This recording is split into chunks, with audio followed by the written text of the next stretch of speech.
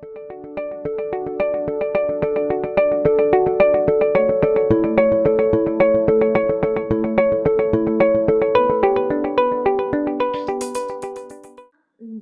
3. Il est l'heure de la transition agroécologique.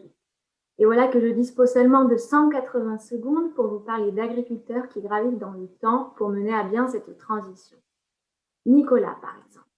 Sa situation économique, mais aussi familiale, résulte notamment d'un ensemble de choix techniques faits au fil du temps par son oncle et son grand-père avant lui.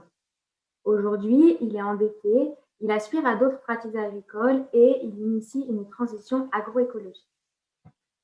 Avec un agronome impliqué dans une association d'agriculteurs, nous proposons à Nicolas de l'accompagner dans la conception d'un nouveau système de travail. Dans cette recherche-intervention, nous découvrons alors un agriculteur pris dans un processus de conception au fil des jours qui doit cheminer entre ses intentions pour le futur, des difficultés passées et ses préoccupations actuelles. Pour l'accompagner dans ce processus, je construis une méthode, la chronique du changement. 60, 61, 62. Voici qu'il ne me reste plus que quelques secondes pour vous parler de comment jouer avec le temps pour faire progresser cette transition. Allons-y. Imaginons qu'il soit possible de retourner dans le passé pour construire notre futur. Et s'il était possible d'aller dans le futur pour reconstruire notre passé? Oui, il s'agit ici de permettre à l'agriculteur de construire des récits, et plus précisément ce que j'appelle des récits de conception et que la chronique du changement permet de tracer dans le temps. Nicolas nous raconte des histoires passées relativement à des préoccupations actuelles, tout en construisant, en révisant des intentions pour le futur.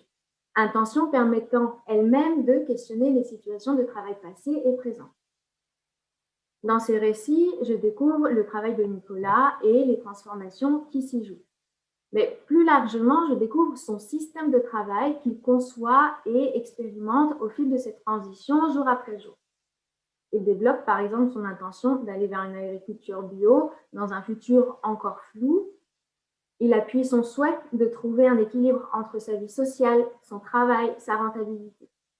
Et ses ressources sont nombreuses. Il peut se reposer sur un nouveau réseau d'acteurs en phase avec ses valeurs pour une agriculture plus agroécologique. Également, sa compagne joue un rôle déterminant dans la conception de ce nouveau système de travail qui est ainsi ouvert sur la sphère familiale. Finalement, j'ai rencontré plusieurs agriculteurs, parfois dans une grande souffrance. Et aujourd'hui, par cette thèse, je me rends compte que c'est bien l'expérimentation que fait Nicolas de son système de travail en cours de conception et ce regard à la fois ancré dans le passé, dans le présent et dans le futur qui lui permettent d'être non pas un acteur de la transition, mais bien un concepteur de la transition agroécologique et qui prend du plaisir dans son travail. Le temps file, j'ai terminé, je vous remercie.